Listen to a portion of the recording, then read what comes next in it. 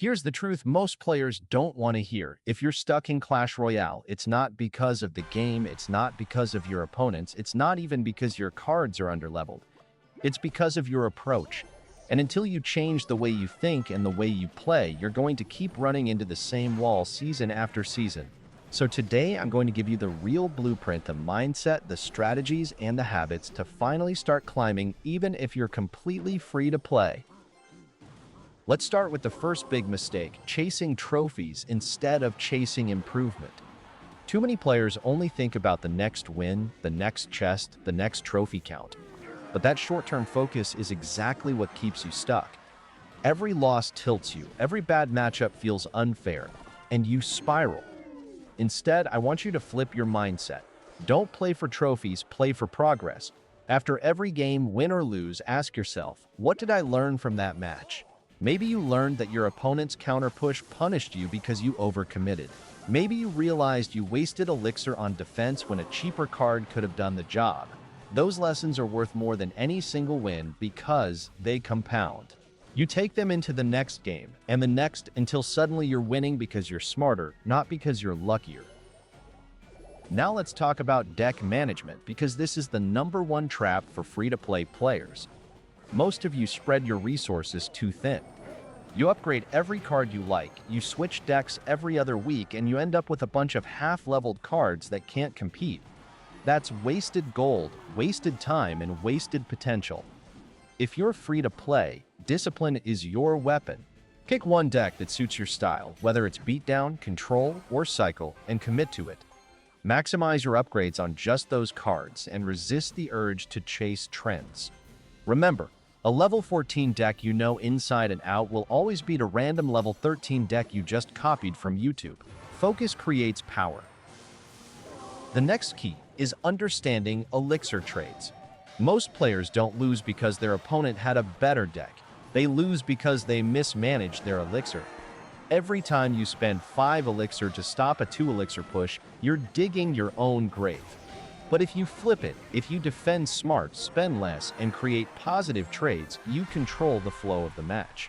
And here's the secret. It's not just about defense, it's about timing.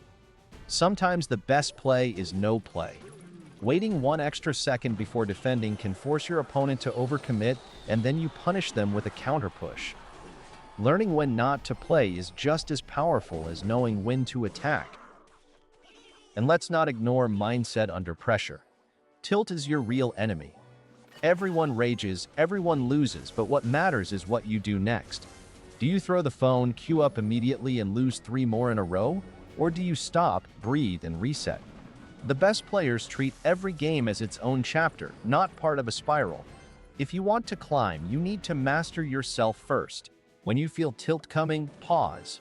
Close the app for a minute, walk around, come back fresh. That small habit will save you hundreds of trophies over time. Now let's dig into free-to-play progression, because this is where discipline really matters. Don't waste your gold on random upgrades. Don't waste wild cards on niche epics you'll never use.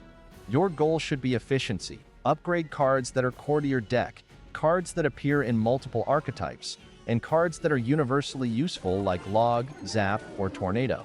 Chests and rewards are slow, yes, but if you stay disciplined, every resource you earn is fuel for long-term growth. While other players scatter upgrades everywhere, you're building a razor-sharp deck that stays competitive season after season. Here's another thing most players overlook. Mastering defense is more valuable than flashy offense. Anybody can drop a golem or royal giant and pray it connects. But real skill comes from stopping pushes with minimal elixir. Learning placements, knowing when to kite, when to let a tower take a few hits, when to save your counter for the bigger threat. That's where games are won. Defense isn't about panic, it's about patience.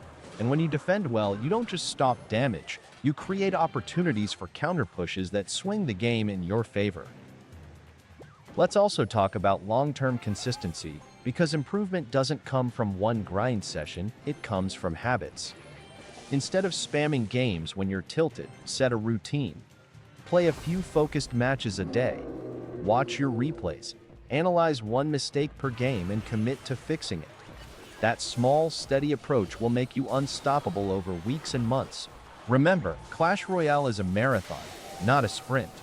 Most players burn out or tilt out, but if you build consistent habits, you'll outlast them all.